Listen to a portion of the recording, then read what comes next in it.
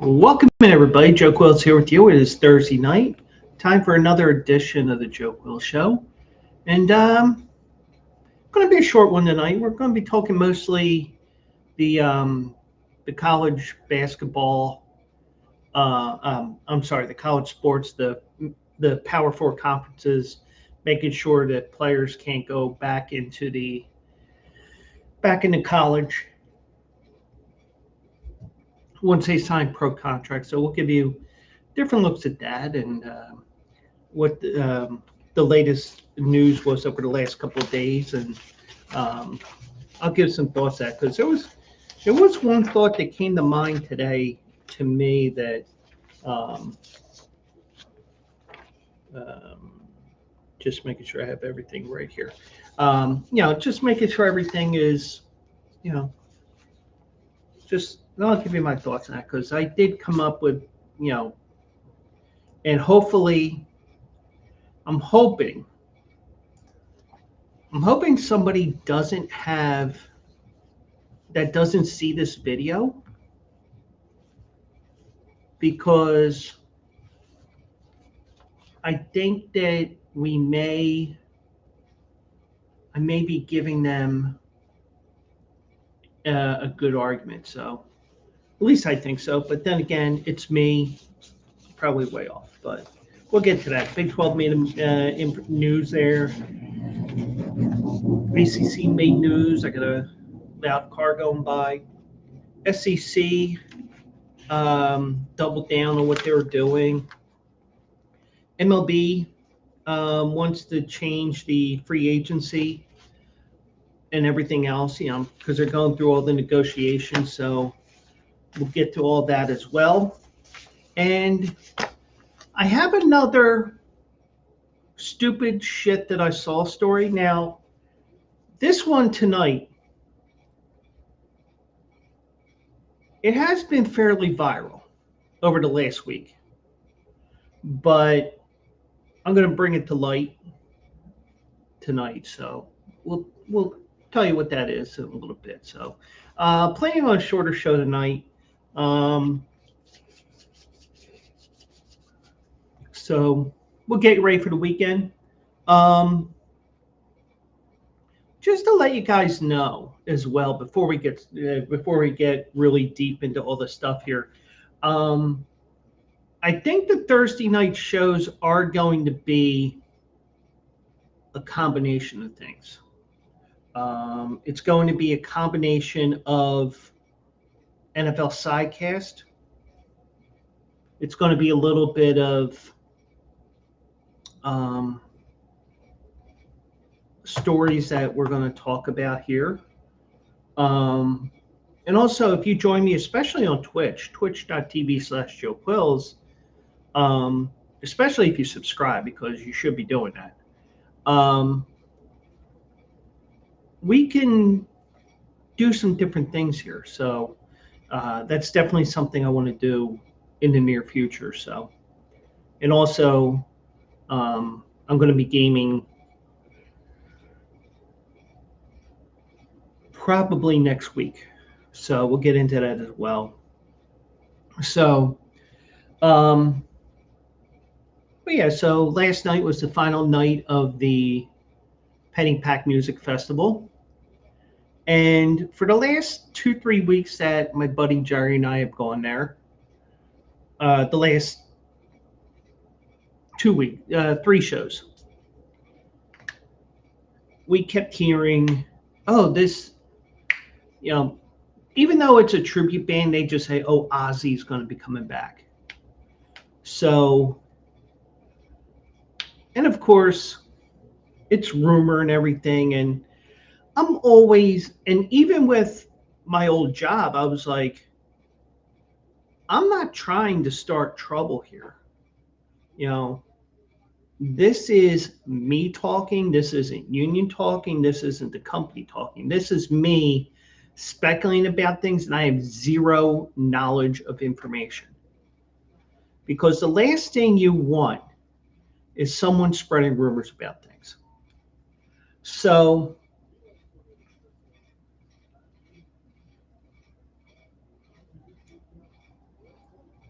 So the last couple of weeks, well, let's go back 3 weeks ago when the lone show of this year got canceled.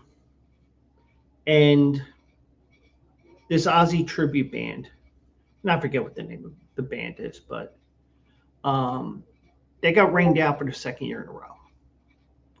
So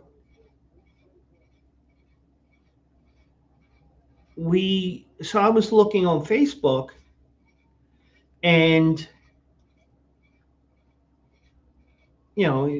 I think it did rain that night. So it was like, all right, well, but they canceled ahead of time because they have to. I think they're based out of Scranton. But if I'm way off on where they're based out of, then so be it. It's not that big of a deal. So, so I was looking around, and I don't know, my algorithm was perfect that day with everything going on. That I also saw that um,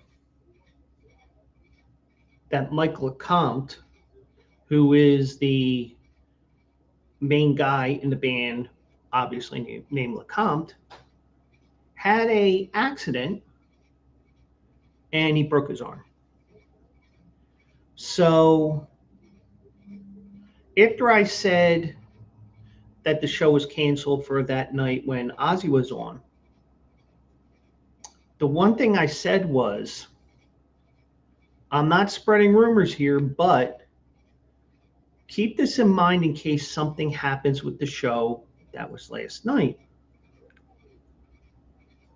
I said, put that in the back of your mind in case something happens. So turns out the show happened last night.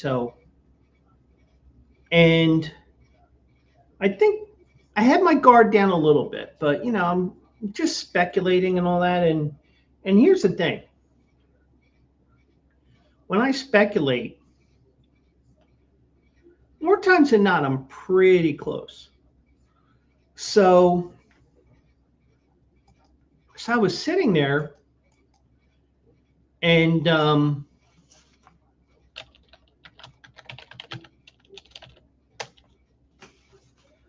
so as I'm sitting there, I'm thinking, all right, well, or actually leading up to the next show, I'm like, and I'm talking to Jerry as we're going over there. I'm like, I'm guessing that if they do have a makeup show for this one band, I wouldn't be surprised if it's in September when they usually don't do that. Usually right before Labor Day. Usually they fit it in between the Wednesday after Memorial Day to about a week before Memorial Day, about 10 days before Memorial Day. Labor Day. So part of the reason why they do that is they stop, like last night, especially with the late Labor Day this year. They have 10 days to set everything up for their Labor Day festival. I call it Oktoberfest, even though it's September, but you get the idea. So I was saying, I got the feeling that this Ozzy tribute band will come back. But I get the feeling that this Ozzy band will return probably on the 16th. So, as I said that, and I'm like, we don't know anything and all that. Um, so we're speculating the next two shows. Last night, or yesterday afternoon, because I did a random check because I think, I was thinking, you know what? Guy's got a broken arm. Even though I did see him playing on Facebook, um, the one thing I was just thinking, you know what? Let me double check this because if there's no show, I can pivot and do something else I want to do. So I look, show's still on. No surprise because weather was beautiful yesterday, unlike today. Weather's good, and the show's going to go on, and we have a special surprise for you. So I'm like, and even when we were sitting there, even when we were going in, we talked to one of the security guards or whatever they are, or staff. Oh yeah, they're trying to get Ozzy to come back. So I'm like, oh cool. And Jerry was saying the same thing. And as it turns out, it may be that Ozzy may be coming back, but it won't be in September. So I was like, oh. It may happen that they have this event indoors and they're going to have it over the winter and the final Saturday in January, final Saturday in February, final Saturday in March. Now, the thing is, if this does happen, you're probably going to have weather being an issue because it's. I mean, a lot of people thinking, well, yeah, won't have much issue with the weather because we'll be indoors. There's this thing that where you may be getting a lot of this winter. It's called snow. So I would say right now, even though I haven't really looked to see who the three bands are going to be or whatever, um, I would think that more the January and February one, especially the January one, because usually with weather, the way that it works, usually about a month after the winter solstice, that's when we get our coldest temperatures and stuff. So I'm thinking, so I'm like, keep in mind, we could have a snow out because, you know, weather could be bad. Band may not want to come down, blah, blah, blah. So got a little disappointed there, but, but maybe it's something that starts a new thing up there at Constotters with the Pennypack Music Festival. So, but it was interesting to say the least. So last night we had a fun time there with LeCompte. Um, he had a brace on his upper arm because I guess he broke his upper arm. So he had a brace on there and it was taped up or whatever, strapped in. So he was able to play and all that. So gave 2.5 hours. Well, hour break, half an hour break, and another hour. So, but that season is now over. Um, I can get a little more creative with my with my channel and everything else that I'm doing and other things I'm working on as well. Um, so be on the lookout for that. And probably a lot of the stuff that I'll be doing will be mostly on Twitch. So even if you're not, even if you're watching on those other sites, even after the fact, and I'm not saying that as a bad thing. On my YouTube, the Q&A Sports Zone X and Facebook, you can follow along and we can, you can join me once I start gaming if that's what the main thing that I'm going to be doing in the future on those nights I don't stream. So, um, but yeah, so hope everybody's doing well out there. Quiet day for yours truly. Um, Hopefully we get everything this weekend. It's a little weird because we're in the final full week of August, but the way the calendar works, Labor Day isn't for another 9 days. It's just the way it works out because it's the 7th this year. But I mean, it's just a little weird because I'm so horse racing minded right now. Um,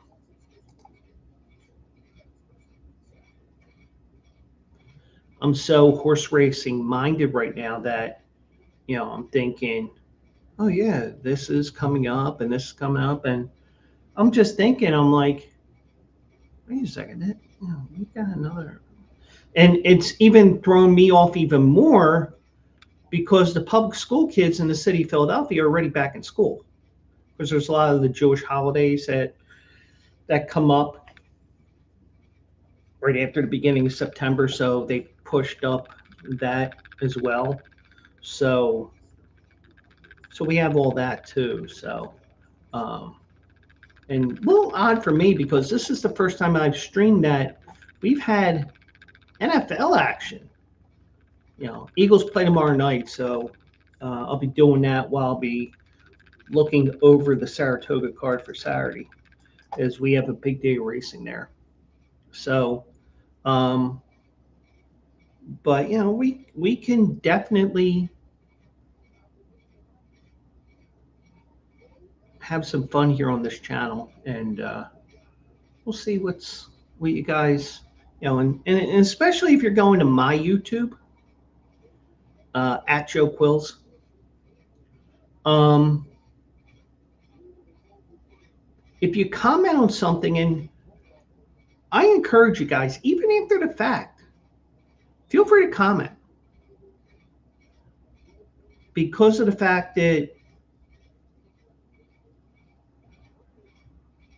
as long as it's a fair comment, I'll respond if I feel it needs to be responded to because it just may be a comment that whatever.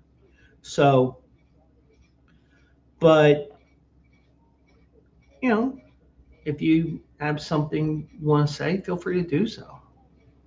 But um,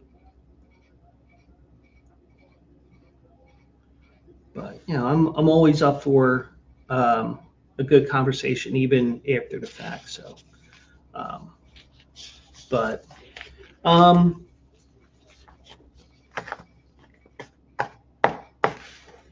we've been talking about the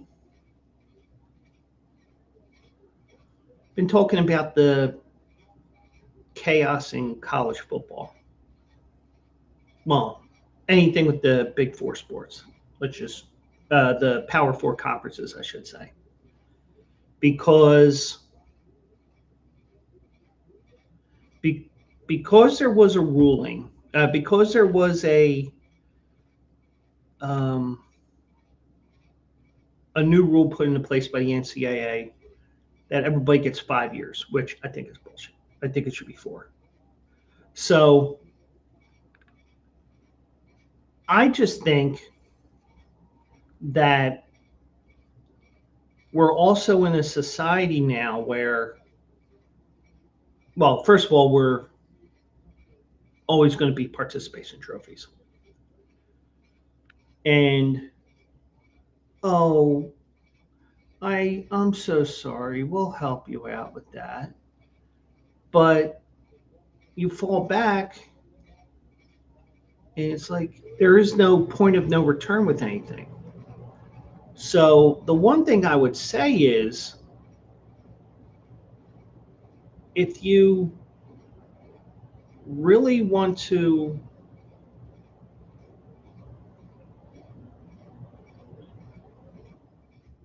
really want to get back into college as a college player who decide or former college player that ends up trying to go back to be a college player, and we talked about the other day and we'll go through it again.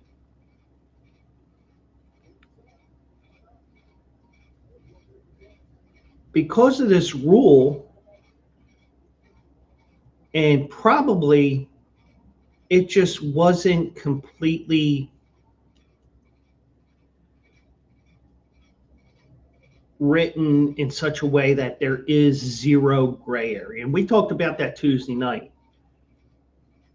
The way you have to do things now, everything has to be, all the I's are dotted, all the T's are crossed, or if you want to, you can cross your I's and dot your T's, no big deal.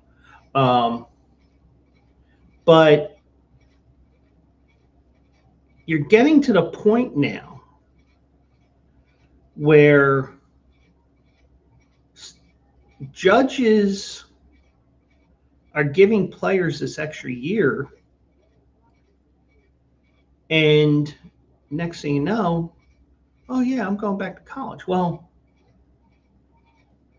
one thing we'll find out with one of the coaches who commented, it's late August. These kids have been going through the whole program, getting ready for opening day, and somebody just comes in out of nowhere. I mean, it just ain't right that somebody just takes your spot at the last minute. But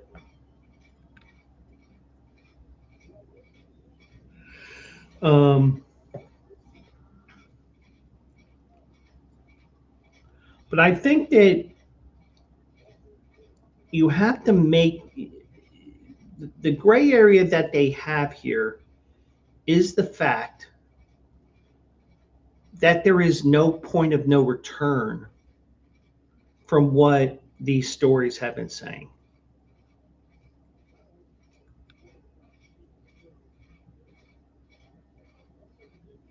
So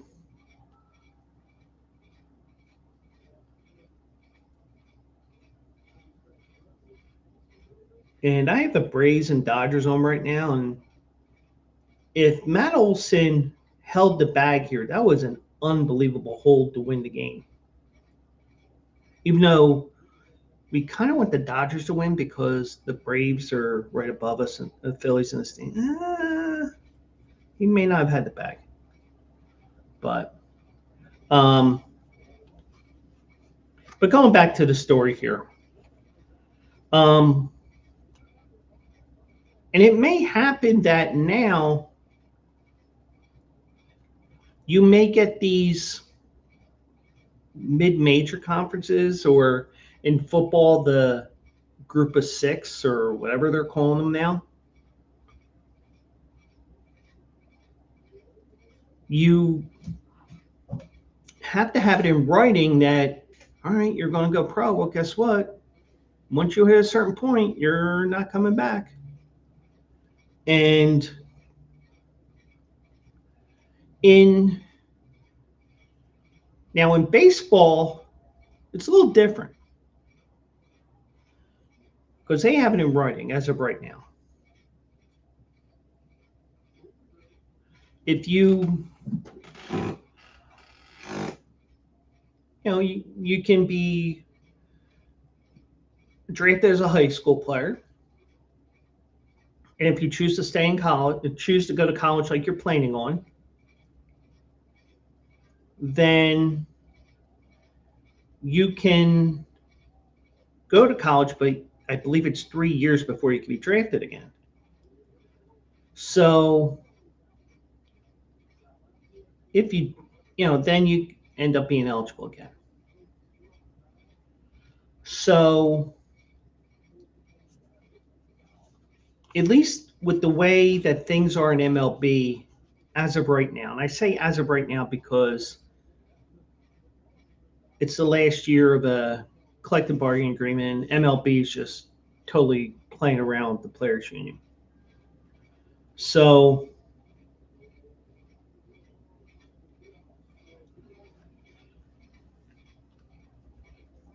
these conferences now it may be that these group of six, group of seven, however many there are that are not Power 4, and also these other conferences, because you may get to a point where these smaller conferences may have to do the same thing, because it's like,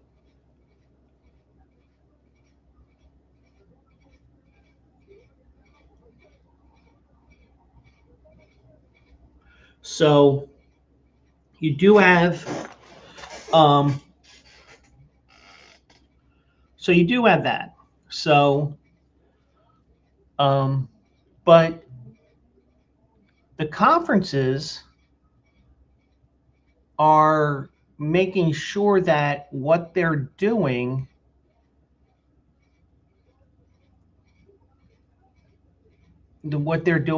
is really, these are our rules. And basically, the Big 12 unanimously agreed to ban professionals from returning in all sports. The conference said, and that was Wednesday night. The Big 12. We'll get into the ACC in a moment. So as of yesterday, they were in line with the Big 10 and the SEC. As of yesterday, the Big 12 was the first to include all sports. I think with the SEC, they had a couple players who already went back to LSU that they had to do additional stuff with that. So, and by the way, I had to go to my backup pair of glasses because I broke my other one, so I can't read the paper like I usually do. Um, so, so the ACC met Wednesday. I'll let you know what happened today, but so, but you had to take care of the current, which is the fall sports, because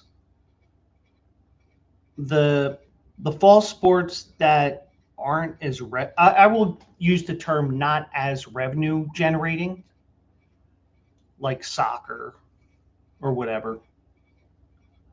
Um, those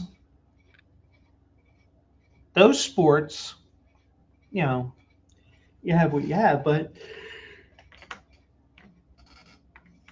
you have to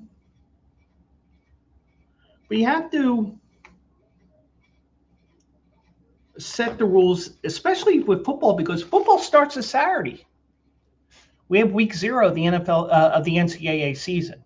Now, I'm not going to make any picks this weekend, but starting next week, we'll make some picks. So the Big 12 is going to be the first that is banning players from coming back in all sports. So the Big 12 ban includes athletes who have been that have declared for a professional draft and did not withdraw, because you in a lot of cases here, you do declare, you realize they got me as a 4th round pick. F that, I'm going back to college. And also now, because of the fact that these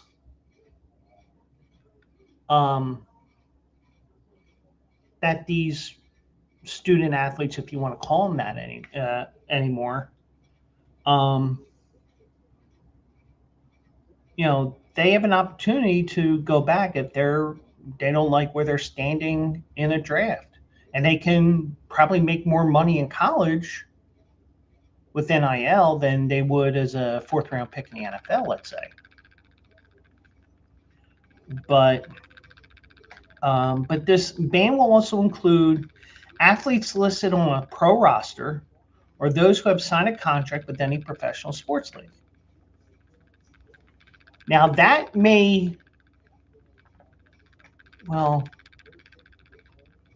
could be problematic, because, that it may actually help some kids in the United States, because the way they do things in Europe is different. Like, for example, Dirk Nowitzki, Luka Doncic, those European type players, they were playing pro ball 15, 16 in Europe.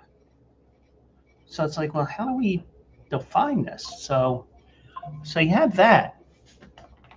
Let me turn my ringer off just in case. But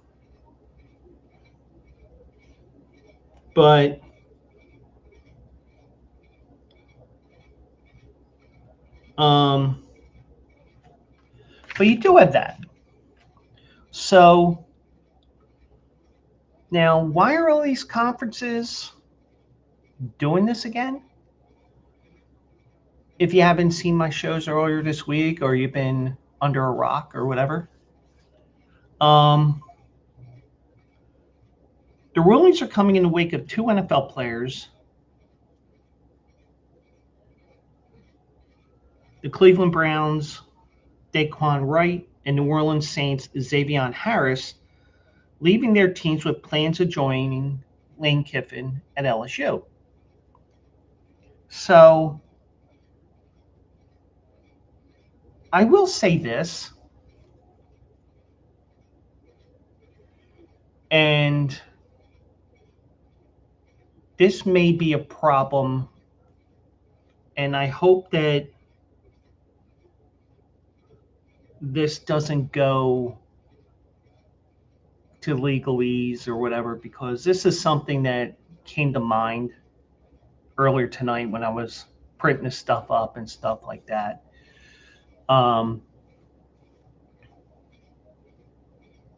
Since these players are receiving money through NIL, even though it's through the school and not necessarily the NILs or whatever, the way it was intended,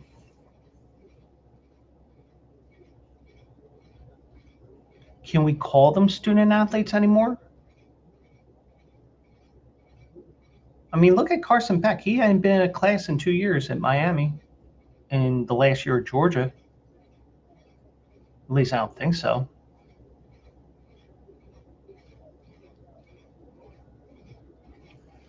But there's all kinds of problems here that it just seems like in some ways the NCAA is making it worse, but the conferences now have to write all these rules and make sure there's zero gray areas, because you're going to have a problem here. And the problem is you got guys coming back, those that have been training up to the first game of the season, now all of a sudden get bumped because some guy didn't like that he couldn't get into the NFL.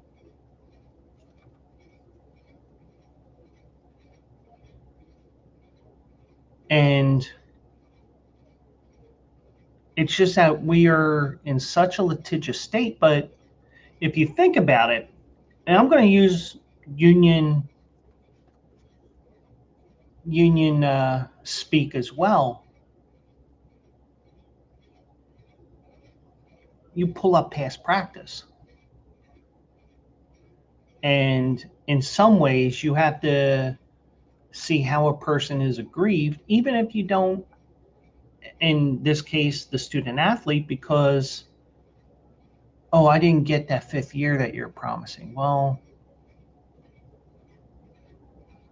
if they were allowed back then, part of it has to do with the fact that depending on how that was all written out, it may be that they didn't put on there, for example, and I haven't seen the document, so I don't know what was said in that document, or however you want to call it.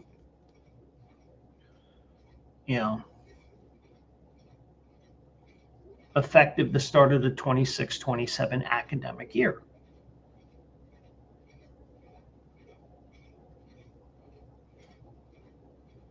If you're just vague with it, then guess what?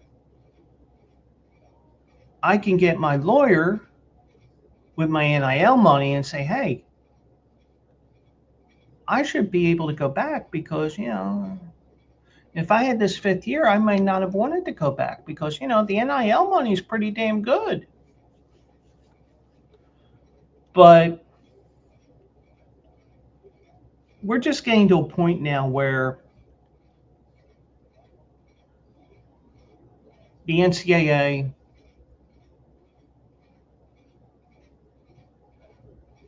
the Power Four conferences, I'm sure over time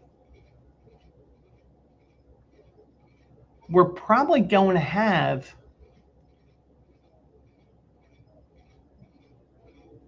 the SEC, the Big 12, the Big 10, the ACC, and maybe even maybe one of the higher ups in terms of the group of five, group of six, group of seven, however many are. They may decide, well, can we join you? And, but I think we're going to get to, I think we're getting to a point now where we may see, whether it's just football or for all sports, with the way that these conferences are writing, they're writing all to make sure that there's zero gray areas, that maybe we can just leave the NCAA. And it's been rumored for years that this could happen, but you may get to a point here where we have to do it. We have to get out of here. And, I mean, who knows how ugly it'll get or anything like that, but you have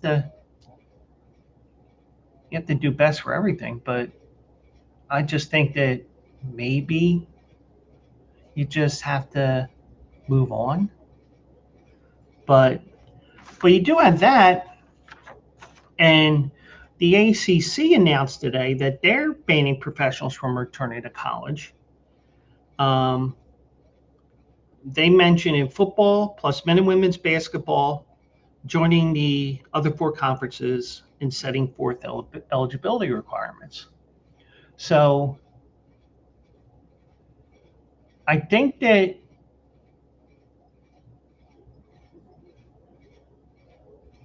because the Big 12 and the ACC, they saw the framework from the other two conferences, they are going to make it, they're going to, Brendan, welcome in. Hope you're doing well out there. I think that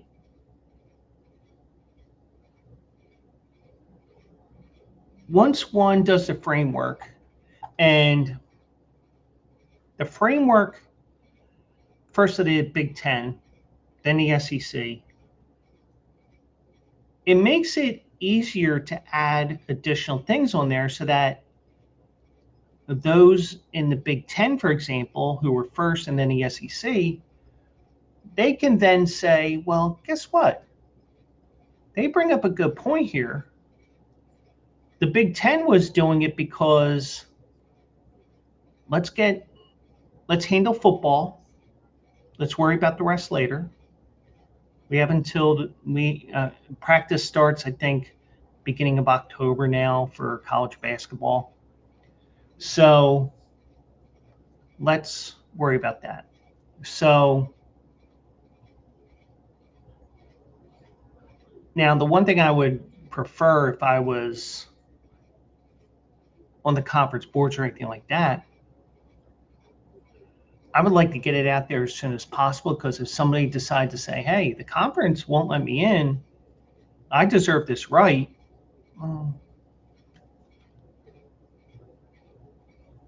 But then again, you have retroactivity and stuff like that, and that's going to create more problems. But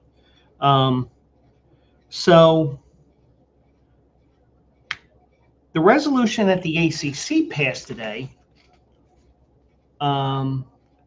includes players who previously declared for the NFL, NBA, or WNBA drafts and did not withdraw before the draft.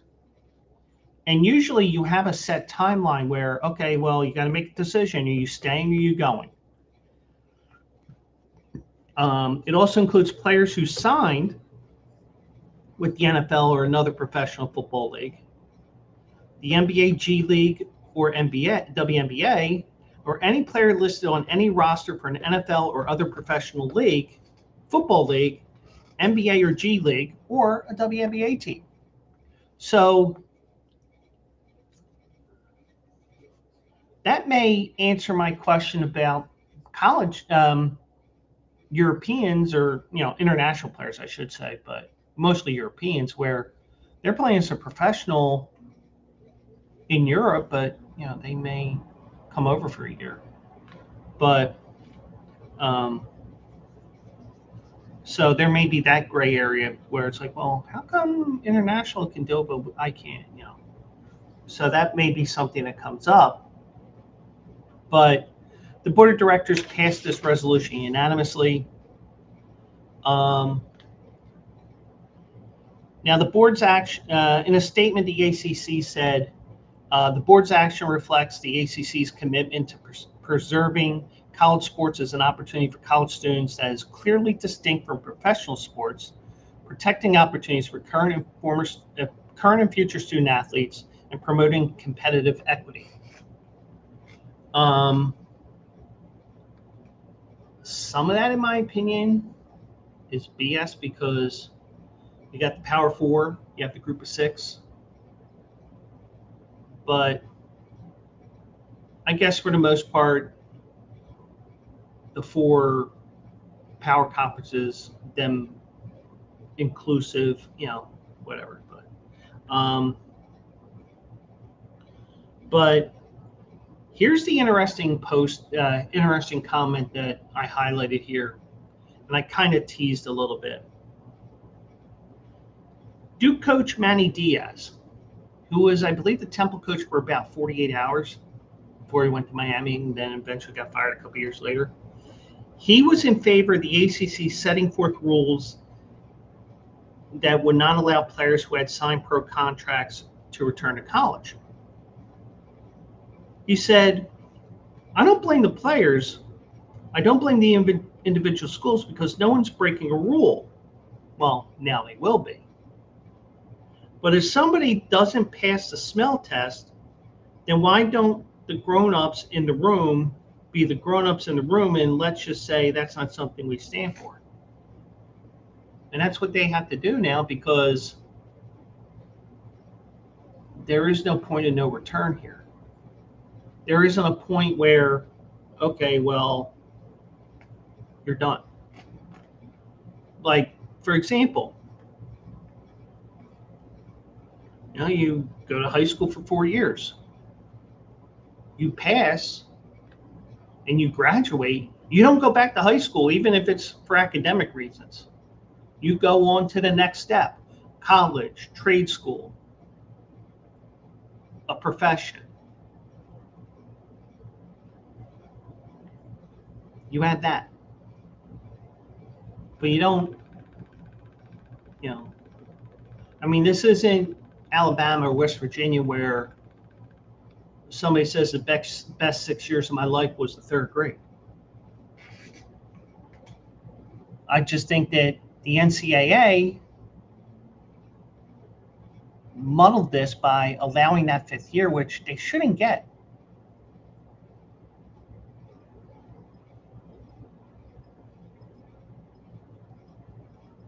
But now Diaz also noted teams are now limited to 105 roster spots, and that unless a team left a few spots open, any player coming back from a pro roster would be taking a spot from someone else.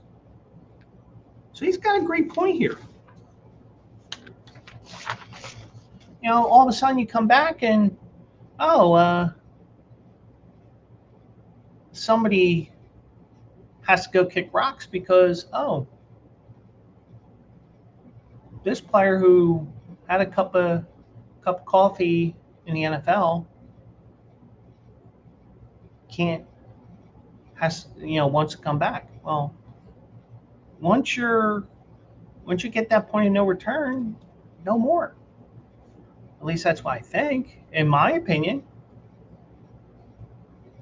But I think the 5 years is, I think 5 is too much. I think 4. You get 4 years of eligibility.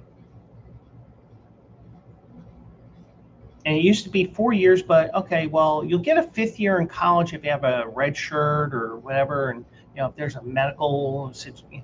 It's just that now it's a joke where players come back after, like players are playing for their 8th year, their 9th year. All right, where's your doctorate? Because we know you're not going to school. So you just get to a point where it's just move on. And this is another problem with the NIL, and the Congress is trying to help resolve this as well, and nothing's going the way it should be. That's the problem. It just seems like every time we try to get something done, it's not. But so Diaz said about the players coming back. They're kicking somebody off who has gone through summer conditioning in an off-season program. I think there's morale issues because somebody who couldn't cut in the NFL decides, oh, we're just going to do whatever. No. You get to a point where you are eligible for the draft on the night of the draft. That's the official point of no return. And just trying to see something here.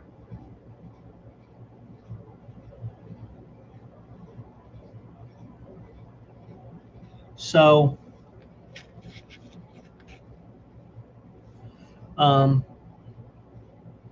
there's real life consequence. Yeah. Like I said, you don't go back to high school after you graduate. You know what you call that when you go back to high school after you graduate? It's called a reunion. And I got one this year. This is not pro sports where we check the waiver wire and we just cut a dude and hire and bring a dude in. I'll be curious to see what's actually happening at all these schools, not just the NFL guys, all the other just eligibility cases. Did that take somebody's spot or not? And that's a fair point. Because think about it. You're a freshman, and maybe even you walked on. Because, not everybody on that team has a full ride. Because remember, you have Title IX now. Or we've had Title IX for over 50 years, I believe. So, and the way everything with Title IX is, you got to offer athletics, male and female, the same way you do with the body of the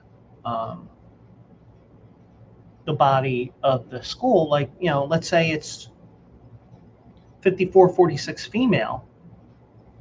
Well, the athletes should be close to that range as well if you can. If you have a big disparity, you got to come up with a damn good reason why it's not matching.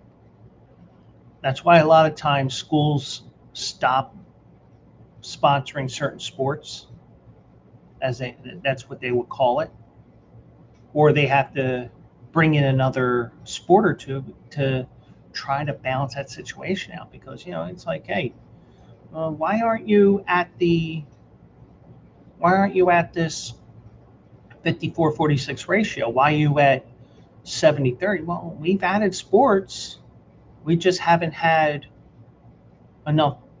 We need another year, something like that. But with everything that's going on here, the SEC, which LSU has already tried to bring in a couple of guys, as we mentioned the other night, SEC is doubling down on what they released on Tuesday, And they said that bringing back an NFL, NBA, or WNBA player to their program, or SEC schools that do that, will face steep discipline under a new policy unanimously approved by the conference's 16 members.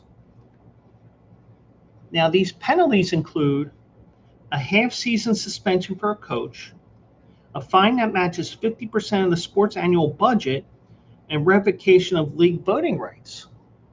Uh-oh. Because LSU tried to bring in 2 people. But I understand, like, we talked about Ryan Day the other night. And he said, if I have to, I would. But I would prefer not to, whatever the jargon was that he said. So if you want to,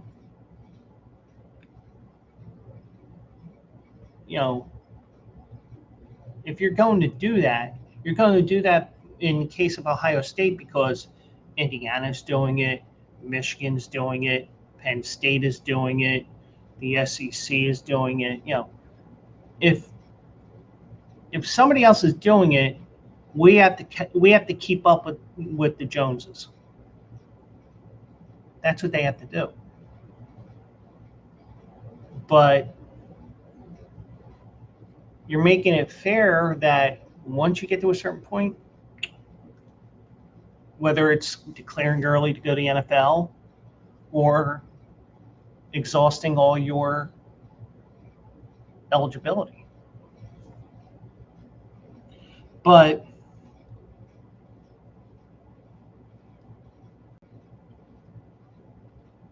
not only is the SEC, who's the only one that I know of right now, they are telling you guys, we're not allowing it. They're also telling coaches and administration, one of your staff does it, you're going to pay the price too.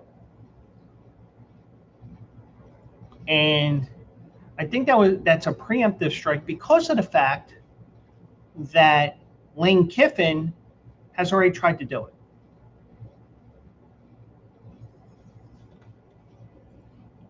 Now, the SEC member schools also gave Commissioner Greg Sankey the authority to impose additional sanctions as needed. So if he feels like, all right, well, Lane Kiffin, you brought in 2 guys who were in the NFL,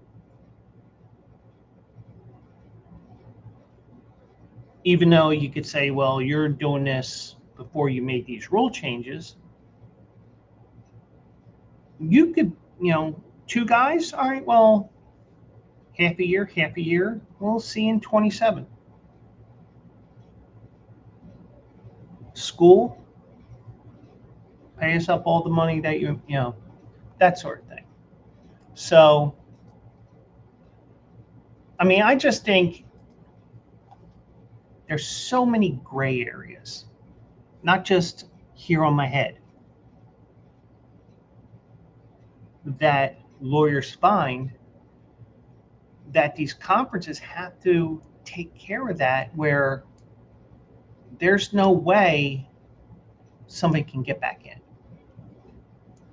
Now, whether that's the case or not, we'll see. But so the SEC chancellors and presidents voted 15-0 to confirm the penalties. Now, there's 16 schools in that conference. Guess what schools, chancellors, and presidents did not vote and abstained? That's right, LSU. Probably because they're trying to protect Lane Kiffin here. But now the vote to approve the new policy banning pro athletes from returning to the SEC was approved by 16-0. Now,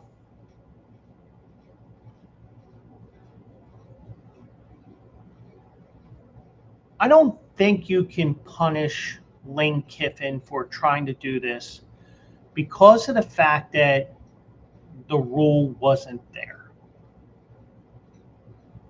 whatever happens to the student athlete, finger quotes, that probably will have to be handled, probably end up in a court of law. And, by the time that this is resolved, the season's probably over. Because, the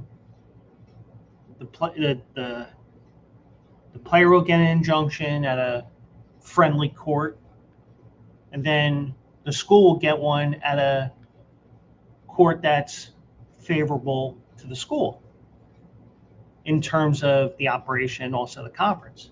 So you are going to get that. So I get the feeling that there's going to be a lot more stuff here that's going to happen. So,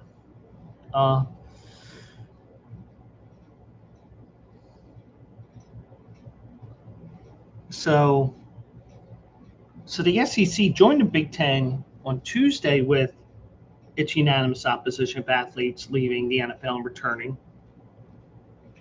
Now, as we all know, the SEC, they did basically have the same thing as what they basically had the same thing that the Big 12 and the ACC did as well.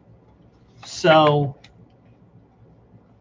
I mean, and even if you're just tuning in, just to let you guys know, and I know I'm probably repeating myself for the 86th time tonight. Former Ole Miss tight end Daquan Wright clear waivers by the Browns so he can return to college and play for LSU, which would be his 5th year of college eligibility. But, I mean, it's unprecedented. It's become part of a trend this year because of an ongoing legal fight between the NCAA and athletes who are pursuing a 5th year. But now Wright had dressed for the Browns preseason game but did not play. He was waived on Monday. He went unclaimed by Tuesday's deadline. He's currently available in the transfer portal after a judge in Louisiana granted him a temporary restraining order and an opportunity to return to college for a 5th year. But the problem is going to be, and I don't know what was, the new document that they're fighting against. I don't know if this has anything to do with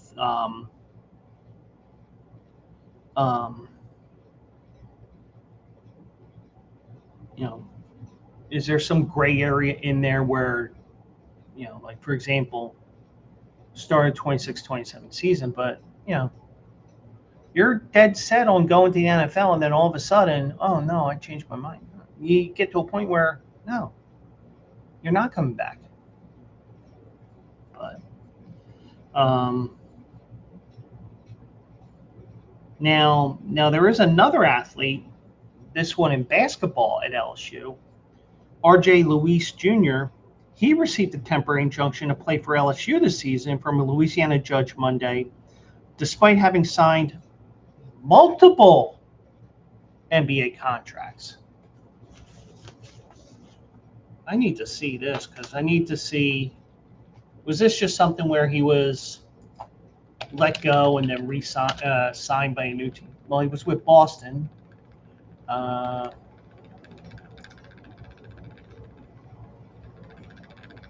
Okay, so on top of that, he also played for UMass and St. John's.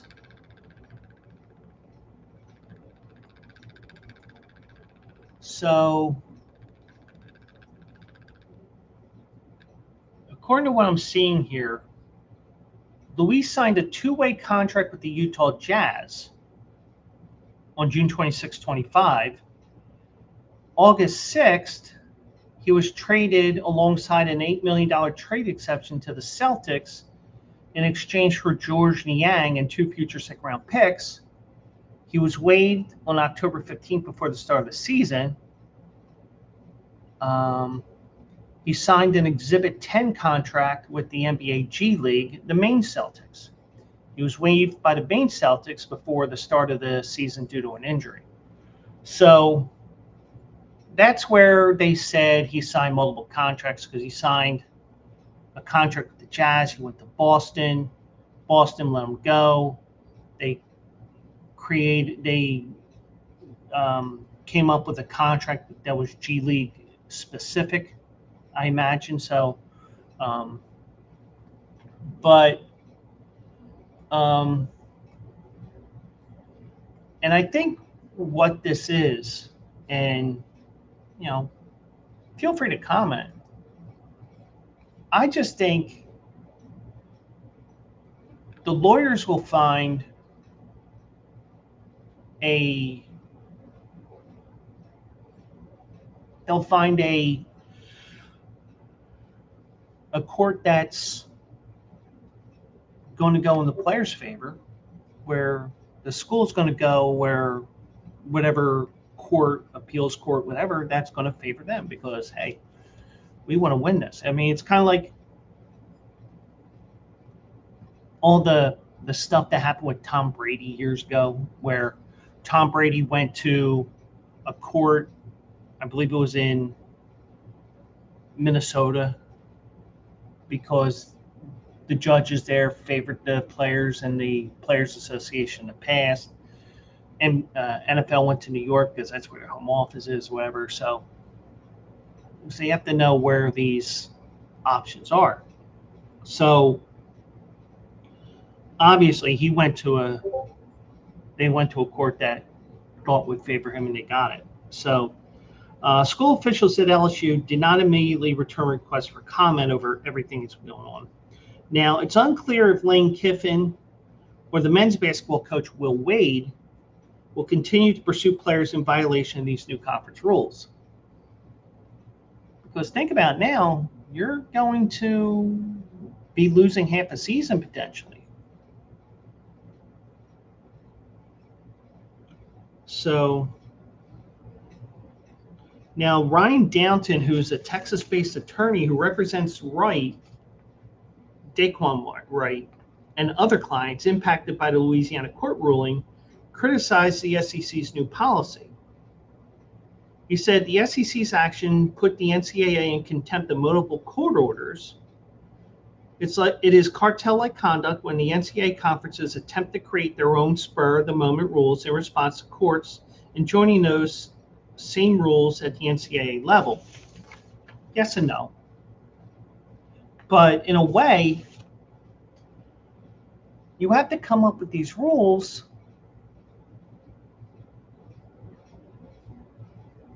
because they're not doing what they're supposed to do. And I think,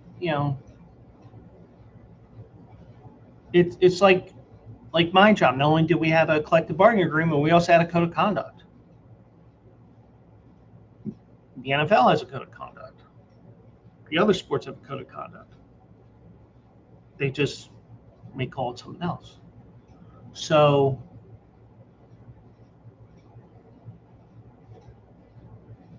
call it what you will, but it'll all be a matter of what court this goes to, because will it benefit the players or will it benefit the NCAA?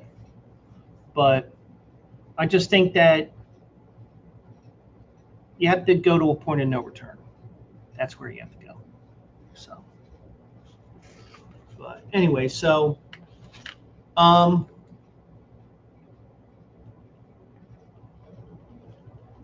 forgive me for a second. I'm changing the TV channel here.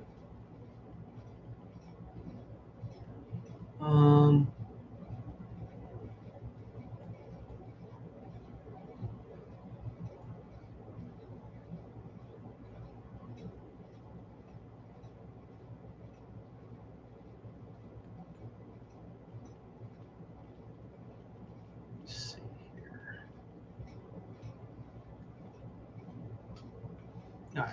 I put the football game on, just something that, doesn't matter too much. So I saw this today, and I don't like any of these proposals that MLB came up with today. Now, I'm not saying that because I was part of a union for 34 years, because I was with the union at the supermarket before I went to Verizon. But the MLB wants to change basically everything. And truthfully, I really don't like it. I'll tell you why in a minute. Now, the MLB has proposed a 3-week free agent signing window in December, sources confirmed to ESPN, as part of a plan to generate an off-season transaction frenzy similar to those in the NFL and the NBA. Well, guess what? There's a slight thing here. The NFL and the NBA, well, the NFL calls it legal tampering. We know they probably even talk even before that. And, players talk to players, the way everything is now, everybody's buddy with, free agency and shit like that. So, so you do have that, but,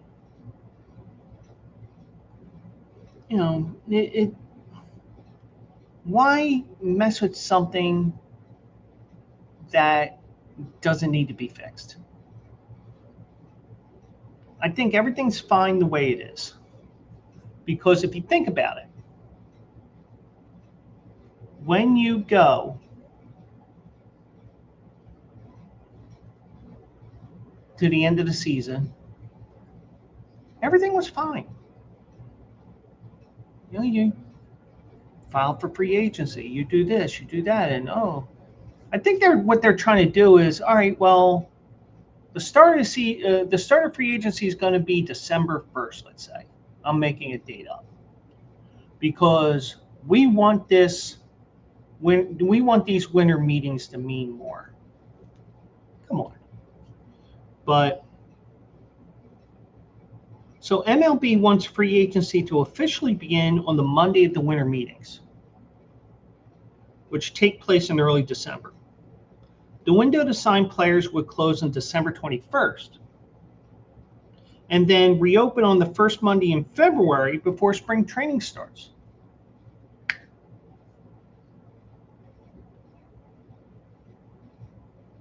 I'm just wondering if they're just throwing a bunch of shit on the wall and hopefully something sticks. Because you just I don't know. It just doesn't make any sense to me. But like NFL, MLB Network, your team signs the big free agent. Yeah, we're all watching MLB Network because we want to hear that, or we're watching ESPN or whatever, or we're watching our local news because, like the Sixers. Oh, we got LeBron James, But, so not only will there be these short windows, there would also be a ban on all trades during that gap between those proposed free agent periods.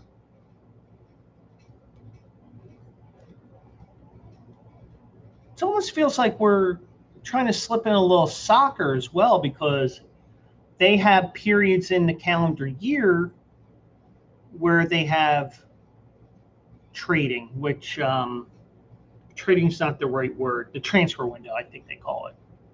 So, and that's why one of the many reasons that MLS is going to the international calendar next summer. Because next summer, they'll be aligned with the English Premier League, La Liga, League One. I think that's what they call France. All the European, the leagues that use that summer to spring schedule, the MLS will be able to do that as well. But I just think that I mean the only thing I would want to see changed in terms of the trading window is changing the trading date, the trade deadline date from July 31st. Now, mind you, this year it was August 1st or whatever the first Monday was, August 3rd. Instead of going August 3rd, because the commissioner has the right to move it to the Monday or whatever. Can we go to a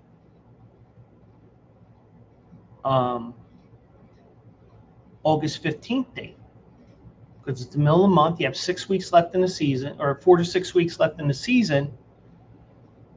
Because remember, we used to have 2 trade deadlines. We had the regular trade deadline, which basically this is now because there's only 1 trade deadline.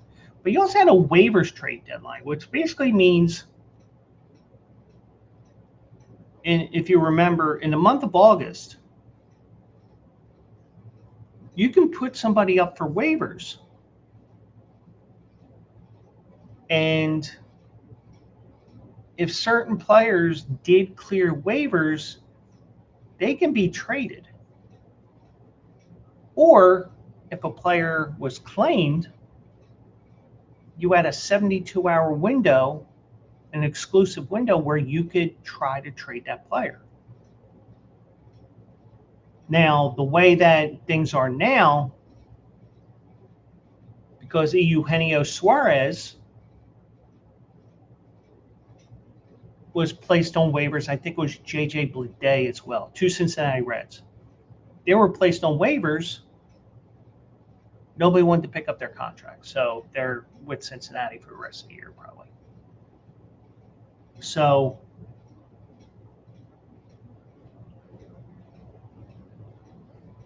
you have these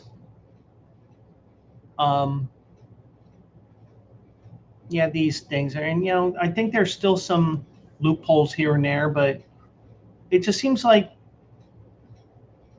MLB is trying to do things that other leagues aren't, obviously, because we don't have a salary cap, we need one. Maybe if the Dodgers don't spend money that they don't have, because apparently that's the case, maybe you need to change things up. But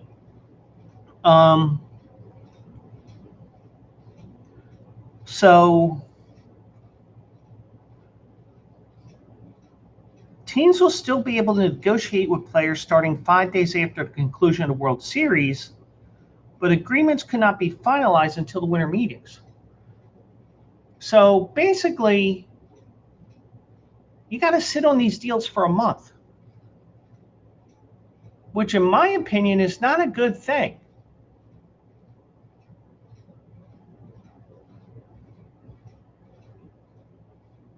Let's say day 1, which is 5 days after the World Series.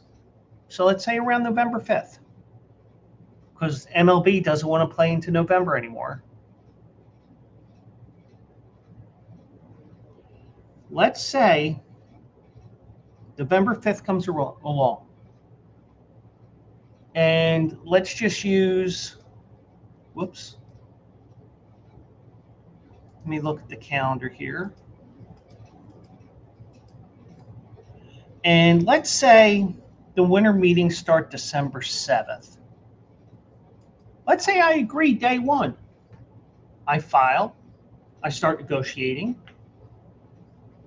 and I sign with the New York Yankees because they need some players. Pretend. So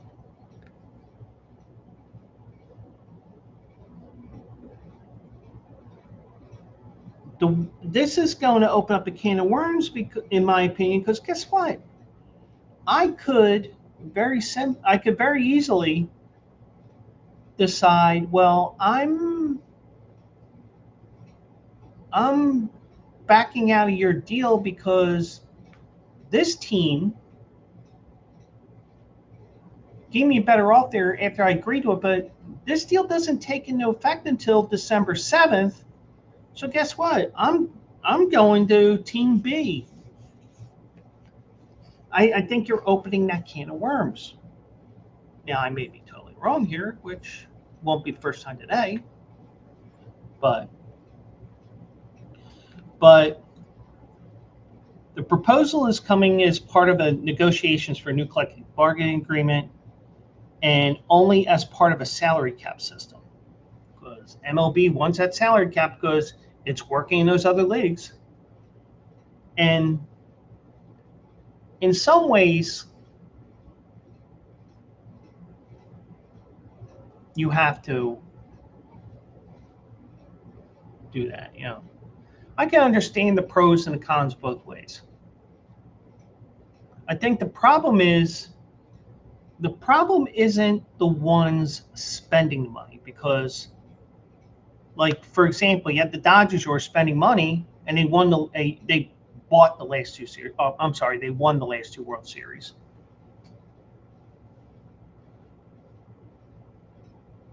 But you have teams that just do not spend money. So guess what? If the other teams are not spending money, that's on those teams.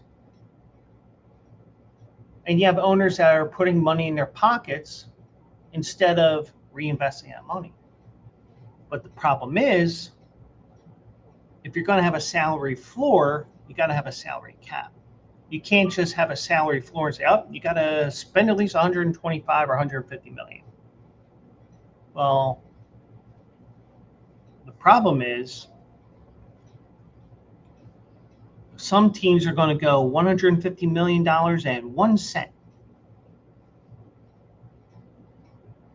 And then you'll have the Dodgers, which will be 5, 6, 7, 800 million.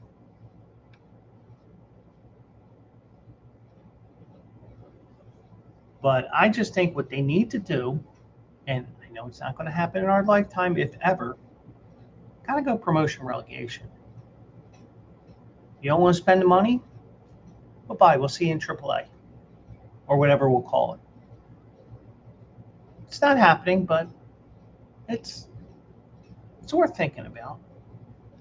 But so the Players Association said in a statement today, the latest proposal of an artificial free agent window would reduce player leverage and create a game of musical chairs pitting player versus player. Well, isn't that what, in a way, that's, if you think about it, I mean, yeah, I'm probably way off, but let's think about this.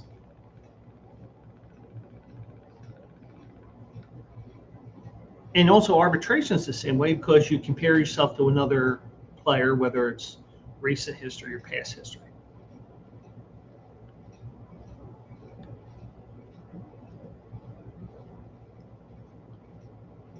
Juan Soto got $50 million a year. I'm putting up numbers just like him. I should get $50 million a year, or whatever his number is. But also remember,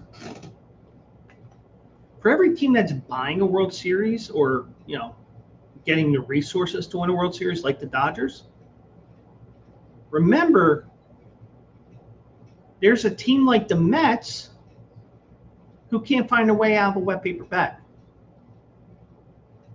using this year as an example. Because you spend smart or you spend stupid. And in some ways, like we'll take the Phillies, for example,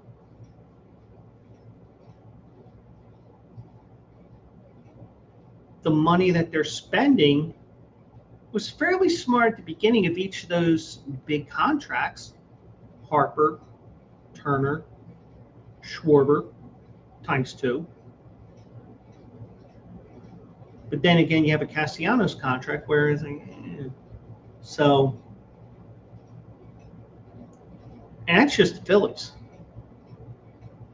And with a 10, 15-year contract, whether it's Soto, whether it was Harper when he came here in 2019,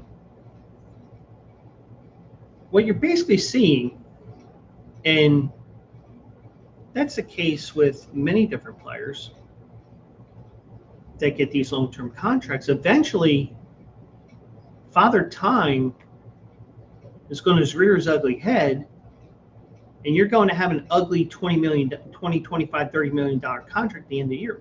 Well, look at Mike Trout. Same thing. But he's been with a bad team forever. But, you know, you do have that. But in a way, with free agency, you know, he's getting 50. I want 51. He's getting 51. I want 51.1. I need to be the most. I need to be the highest paid player in the game because, I mean, in a way, the union contradicts themselves here, in my opinion. And you know, if I'm wrong, I'm wrong. So be it. It's, in a way, it's like the NFL. It's next man up in a lot of ways. But, and the union also reasserted that any labor proposal that includes a salary cap would turn back the clock on fundamental player rights. Okay. But I just think a lot of what you're seeing here, I mean, like, for example, let's use Bryce Harper, for example. I think most of his contract was $25 million a year because he could have said, all right, well, give me 50 a year for 10 years. But he didn't. He took 20 to 25 million. Let's just say 25 a year, just for argument's sake. And with inflation and all that, even though the $25 million is going to be a bear in year 10, 11, 12, 13, that's going to be a bear. But the thing is, if you think about it,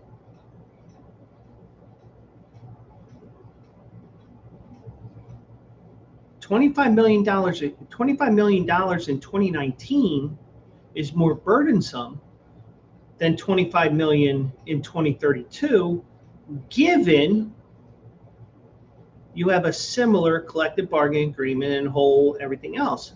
The problem is that $25 million is going to become more burdensome than originally planned because, oh, by the way, the owners now want a salary cap. So, so the Players Association said the suggestion that the only way to limit roster churn or incentivize earlier free agent signings is with the salary cap is entirely unserious. Players have proposed changes that would address those priorities, but the league is not interested in any changes that don't directly reduce the rights of all players and shift leverage to the owners. Okay. And like I say, even with, you know, like somebody, you know, when we somewhat touch into politics, I try not to. Like, and I'll say it because, you know, Larry Krasner, you know, he is what he is. I'll say it. And you can find it on you can find it on the local news. May even be on YouTube for all I know. Larry Krasner said, "Oh, we're going to blow up the Whitehall Ballroom, and I'm going to have a huge chunk of it on my desk." Now, I said this to somebody I said to somebody yesterday, I may lean left on many issues. And the thing is, I know that there's some things I lean left on. I know there's some things I lean right on. I know there's some things I'm so far out in the left field that neither side will want to touch. But when it comes to that rhetoric, I don't care if it's somebody representing my party or not. And by the way, I never voted for Krasner. Never have. It's just that my vote gets canceled out by everybody who think that he's such a great thing because, oh, he can get my kid out of prison and whatever. But the one thing is, even though I lean left, and Larry Krasner is a left liberal, whatever word you want to use, I was appalled when he said that. It's like, dude, I say that on Facebook, on X.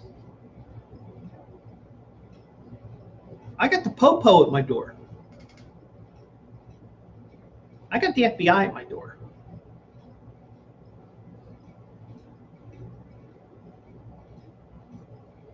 I go through TSA. Huh? Come with me, sir. There's no, I understand what he's trying to say.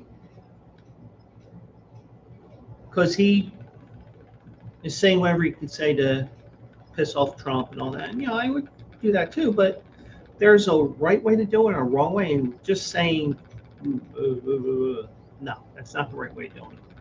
So, but I'm listening to both sides here. I understand baseball wants a salary cap. And the players' union will never take a salary cap.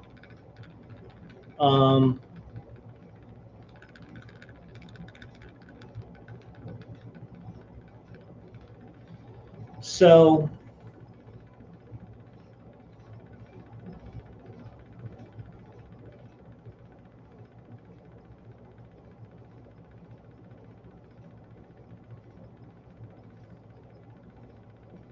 in addition to the changes to the offseason calendar, where do you hear this one? This is really crazy.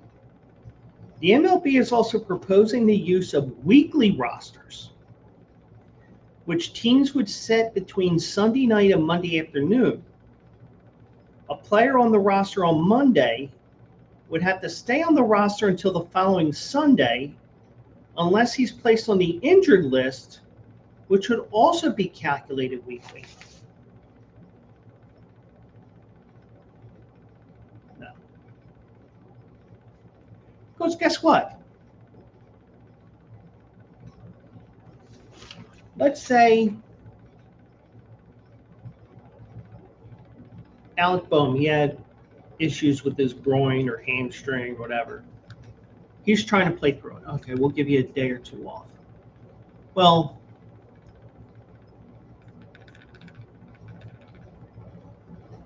if I put him on the IL, but it's not until Thursday, but he played on Tuesday, okay, it's retroactive to Tuesday, but he's going to miss 2 weeks of action where somebody gets hurt on Sunday would only miss a week. It makes no sense.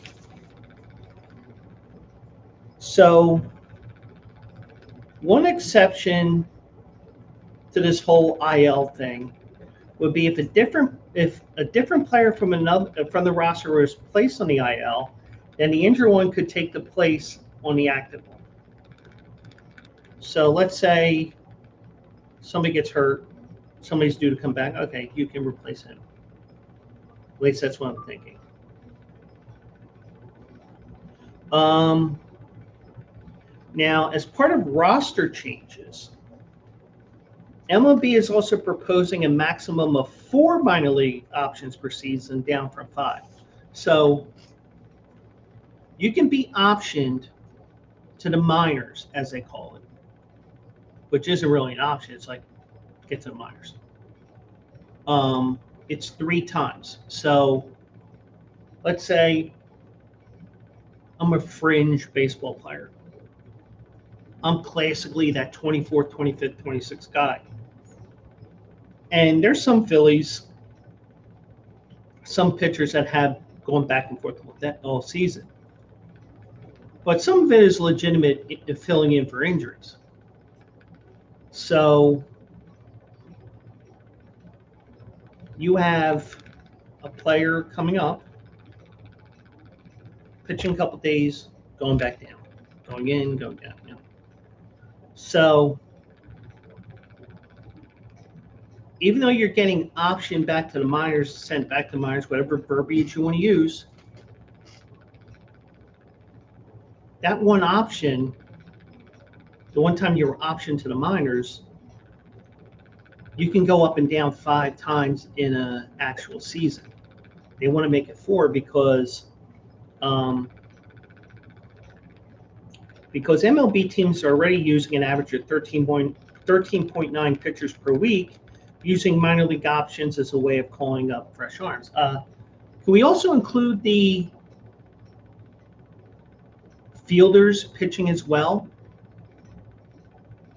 Because when there's a blowout, yeah, we can't use that other scrub pitcher. We got to use our softball pitcher. That's why MLB needs to get rid of that rule where, if you have an 8-run lead late in the game, you can sub your 8-run lead or 8-run deficit. But the thing is, they're lollipopping a 40-mile-an-hour pitch. Now, granted, you have to put all the energy into the ball instead of the energy hitting your bat and you hitting it back the other way. But you're looking at this and it's like, what are you doing? I mean, yeah, it's, you have games that are total shit shows, 14-1, and you're making it an even worse shit show because guess what? Now you have 5 more runs scoring. It's now 19-1. I can imagine the big old asterisk that would have been next to Kyle Schwarber's name. If you remember that 4 home run night he had a chance for a 5th home run. And he was facing a position player. And he got under it and popped down, I think, within the infield. So imagine being the first player to get 5 home runs in a major league game. But oh, by the way, let's put an asterisk on it because baseball is known to do that because we did that to Roger Maris. Let's put an asterisk on there because, Kyle Schwarber hit off some guy who's throwing at 35 miles an hour just to get us through the inning somehow.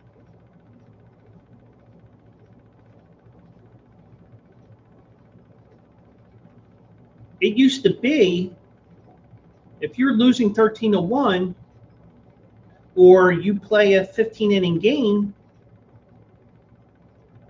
okay, well, guess what? You got to pay the piper for that for a couple of days because guess what? It happens. But so these moves are allegedly intended to combat roster churn, which has become the norm in order for teams to have fresh pitching arms throughout the season. Okay, yeah, but,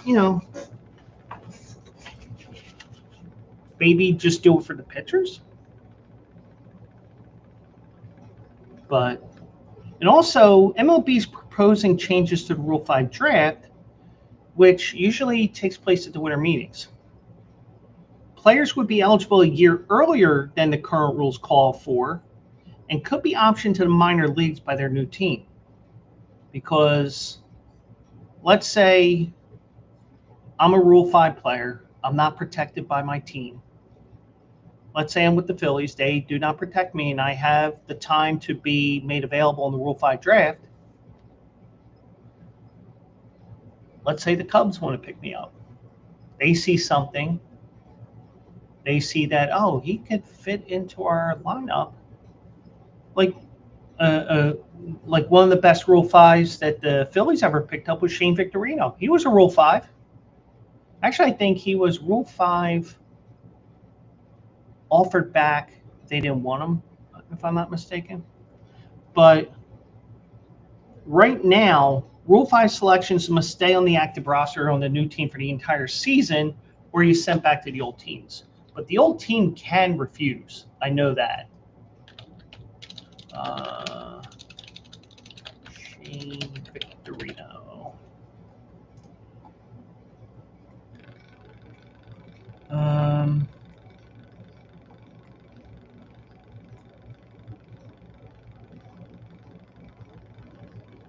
Okay, yeah, I was right. In regards to Shane Victorino, actually, he was selected twice in the Rule 5 draft. He was selected in the Rule 5 draft in 2002 by the Padres. He made his major league debut with the Padres on April 2nd, 2003 as a leading defensive replacement. He recorded his first at bat the following day, ironically against the Dodgers, who he was with originally, grounding out to third base. Did not record his first hit until April 20th, blah, blah, blah, blah, blah. 36 games, he hit 151 and was returned by the Padres to the Dodgers. Victorino played 2 more seasons in the Dodger farm system, first with Jacksonville before moving on to Las Vegas. Jacksonville was a Double-A team at the time. Las Vegas 51 to the Pacific Coast League. In 2004, the Phillies selected him in the Rule 5 draft. He again failed to stay with the Major League club and was offered back to the Dodgers.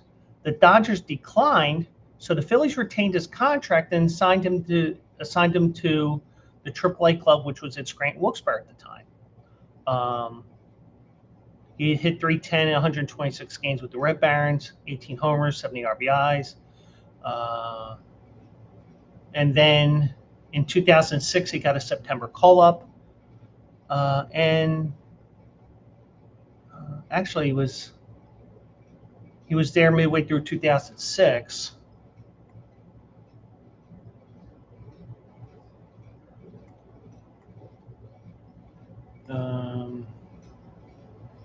Victorino replaced Aaron Rowand in 2007, who left via free agency.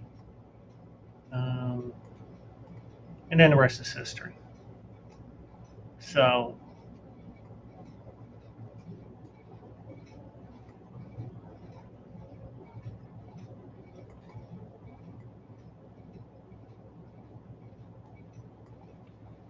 Shane Victorino was a Rule 5 draft for the Phillies. One of the best ones they probably had, Rule 5 selection. But he was Rule 5, but he was offered back to the Dodgers. Dodgers didn't want him. But that's an interesting twist where, oh, you're going to go to our minors instead. So, I mean, that's an interesting tweak there, but,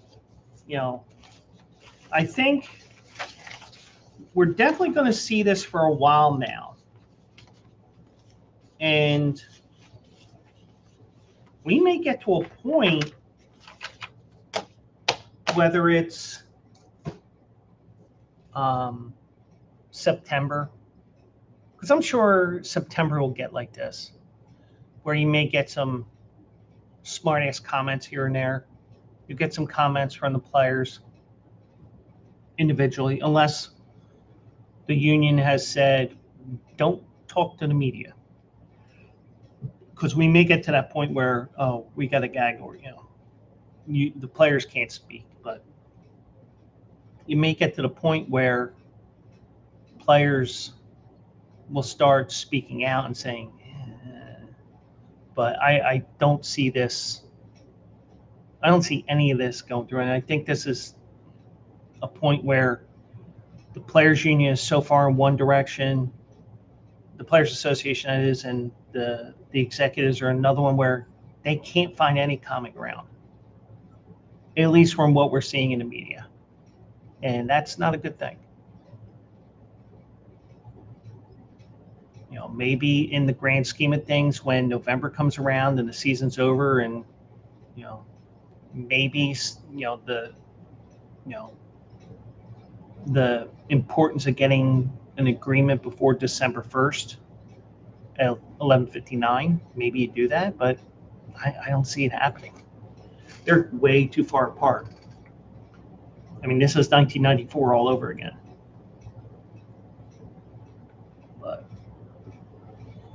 But we'll see what happens. But at least we have also eligible on Saturday morning, 10 a.m. Eastern, 7 a.m. Pacific. AJ's going to be joining me on Saturday unless something suddenly comes up. And I'm not saying that as a bad thing, but, let's be realistic. Life gets in the way sometimes. But AJ has said, he texted me last night, I want to be on the show. Okay. You're in. And I also told him, okay, this is what we're looking at on Saturday. So we're going to look at the Travers. Golden Tempo takes on Renegade. Napoleon Solo is also in that race.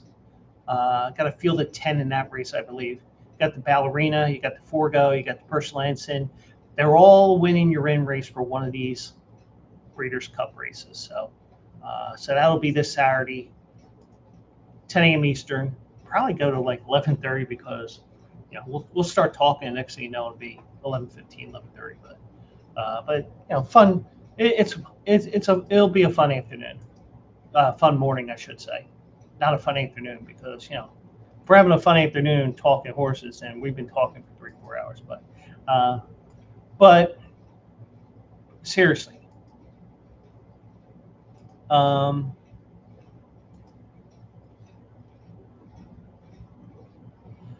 one last story here, and once again, it is another edition of the Stupid Shit I Saw segment.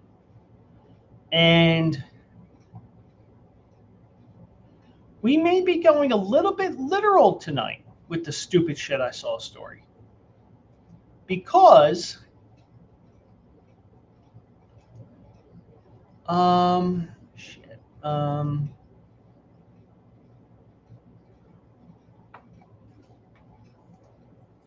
I actually got to pull up my TikTok here. And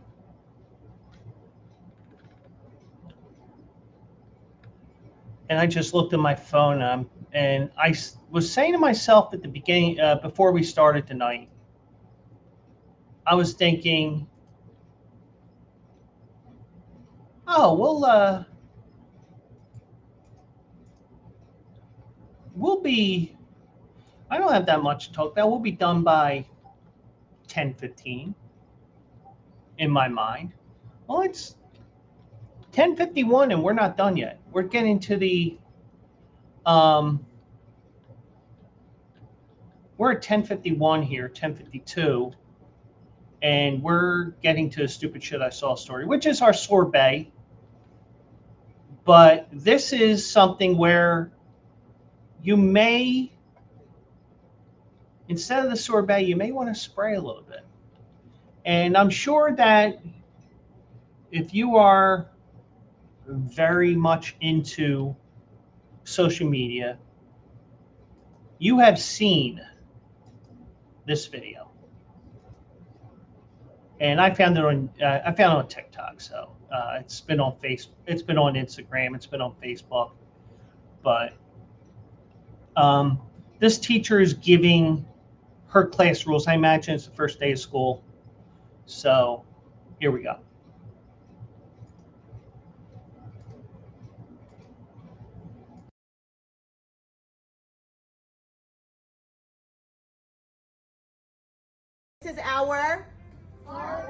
This is our fart corner. If you need to fart, simply come over here, fart, take about 10 seconds, get your little spray going on, go sit down. Nobody's paying attention. Nobody cares. Nobody's worried about it.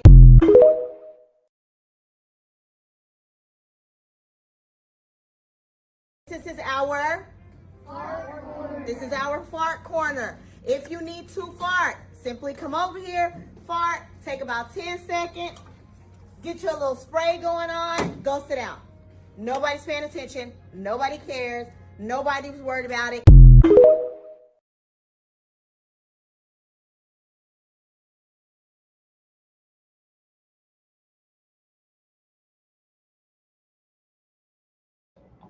That's right, ladies and gentlemen. We have a teacher who has a fart corner.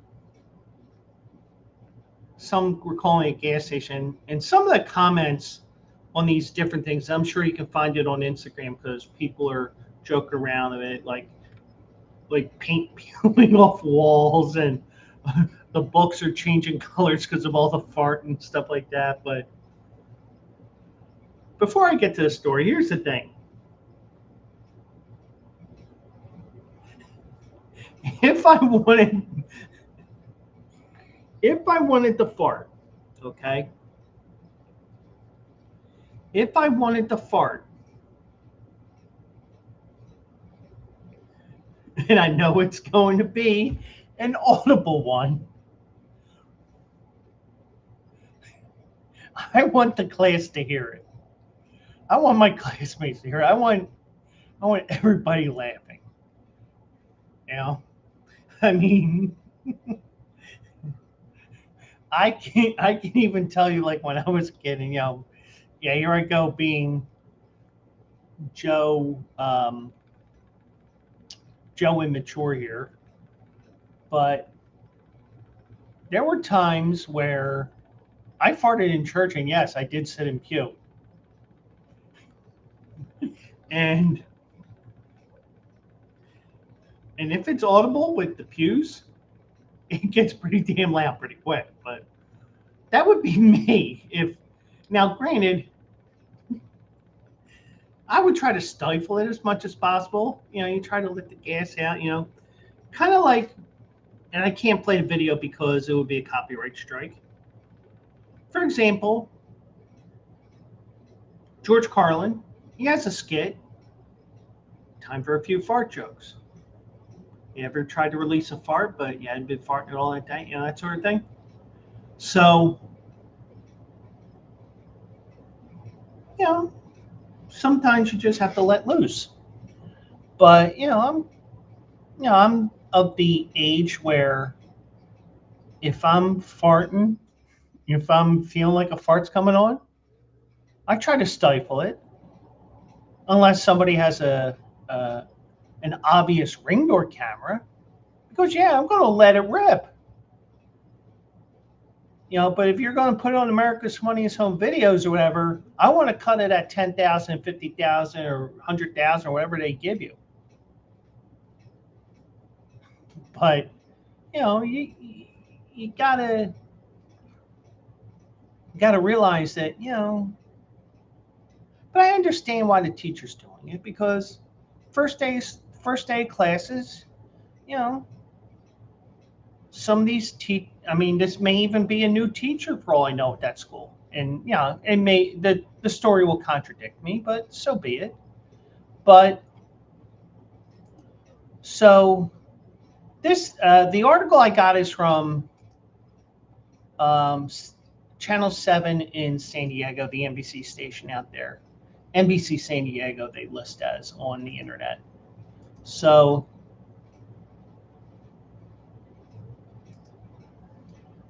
okay, here's the thing, and whatever. So they call it a gas station for farts. This Georgia teacher says it's a classroom win-win. The fart corner gives students a place to pass gas without leaving class and helps normalize a very normal bodily function. Well, here's the thing with me.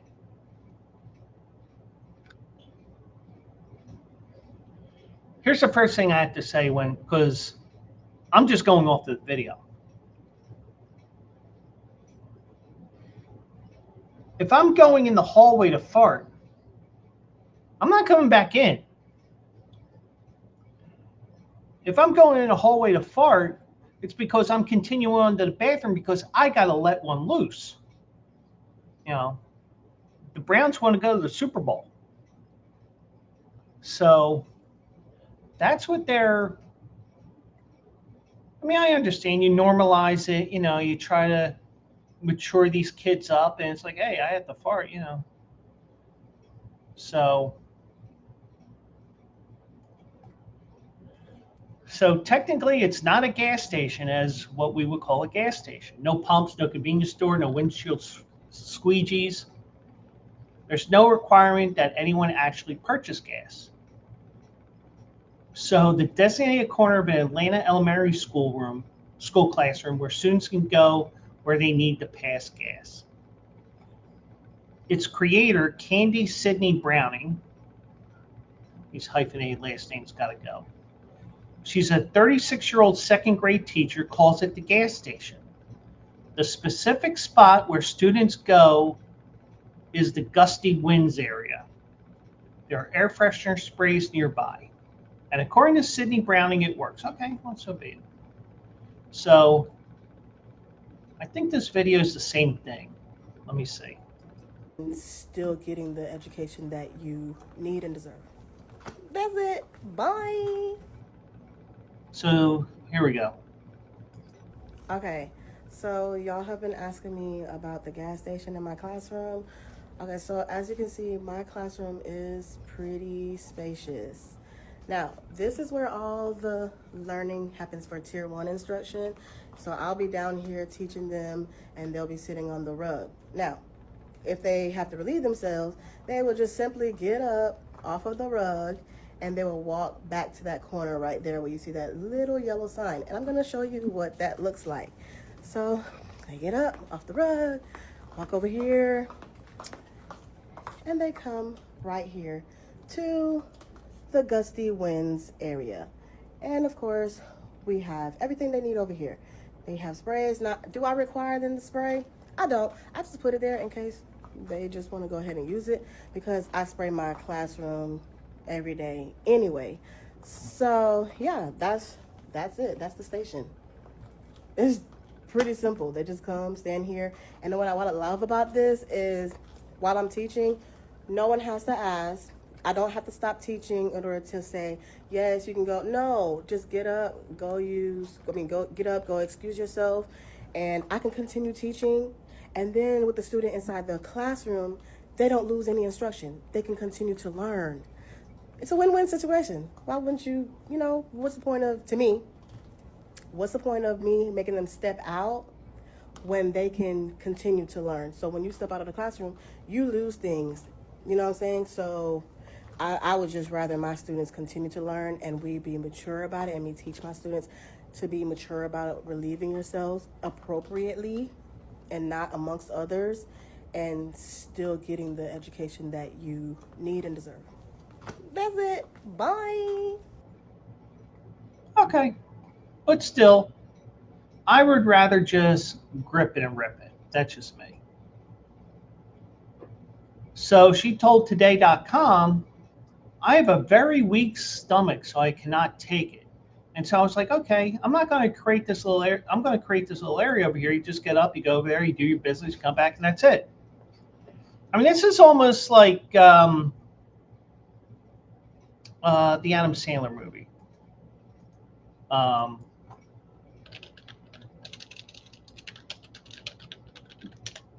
The movie Big Daddy, except the kid's going into the corner to take a leak when he's, but this is like farting instead.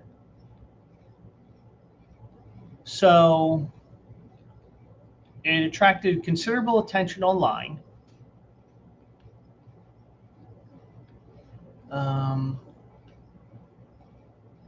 So the video prompted thousands of reactions ranging from disbelief to enthusiastic declarations, blah, blah, blah, blah, blah. This is genius in normalizing body functions without disturbing the classroom. Amazing. Yeah, I get that, but sorry, I want to grip it and rip it. But another asked a question that seems to trouble many adults. And the rest of the class stays focused while somebody's farting in the corner. There was also a predictable amount of parental and teacher horror. I'd be so embarrassed the whole class knowing I'm getting up to go fart. Um, so yeah, it's about not wasting instructional time. I get it, but um,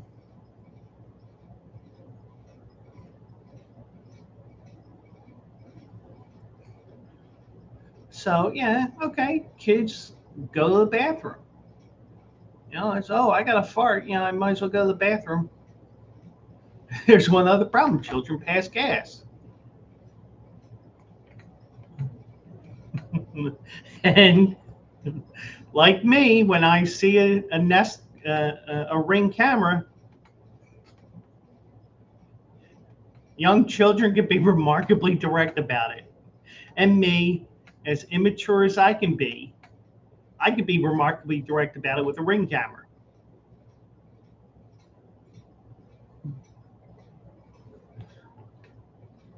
So yeah, I understand it. You're trying to set the rules of the classroom.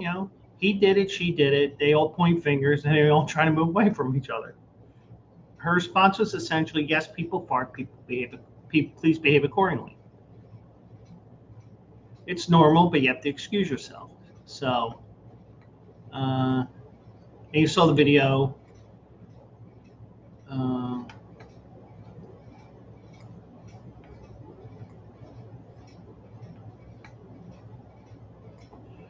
And the first student to actually use the station last year provided an important test of the theory. The kid had a very troubled stomach. He was able to make the trip. He was first able to make the trip. Some classmates turned around. There were smiles, but nobody pointed fingers. Nobody made fun of him. And then actually nobody paid attention at all. It just became the norm.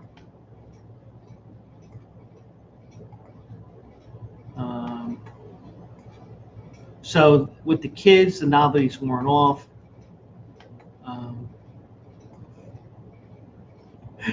People who propose installing fart corners in their home. One commenter suggested designated sign for a husband, and she has been sending my husband a. Oh my God. One middle school teacher has a fart closet. Oh my God.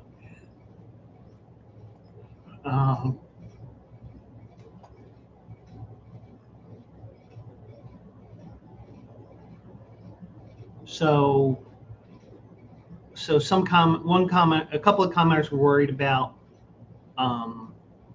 would they really be mature and enough to ignore the classmate because they could become a target for teasing. And that was precisely why she made the practice routine. Less attention adults give the behavior, less interesting becomes to children. So they want to stop treating it as fun. But I'm a kid at heart, but hey. So not gonna lie. I would rather be one of those that just grips it and rip it because, oh, by the way, wood or hard plastic chair, it's going to be amplified. That's why. I see a Ring camera. I'm going to let loose if I have to. And I have done that to a person I used to live down the hall. Now, granted, it wasn't a big one, but, it's like, and I said numerous times, hey, why is it every time I got a fart? Why is it every time I walk by, I don't have to fart? But yeah, so I understand why, because, you're at that young age where they're at that young age where you can do that. But, but then again, it is that stupid story that I look for every once in a while, and it's the stupid shit I saw tonight. Kind of, pun intended, kind of not. So, but once again, also eligible Saturday, 10 a.m. And I'm sure if you're at Saratoga, you can see the horses fart or hear the horses fart. You can see the horses shit. But we're not going to handicap the horses on whether they shit or not. It'll be whether who will be crossing the wire first in these 4 races, and that'll be at 10 a.m. Eastern, 7 a.m. Pacific on these same channels. So that is it for now. And it is what it is with the farting. So, but I found a way to fit it into tonight's show because it's just something new and something new that keeps coming up with that. So I was like, all right, let me cover it. So, but that's it for this show. And I do appreciate everybody for watching. Join me Saturday here for Also Eligible with 10 a.m. And if you're not here Saturday morning, join me Monday night for another edition of the Joe Quill Show. So that's it for now. Hope everybody's a great night. And I will see you guys in the Winner's Circle. Have a great night, everybody.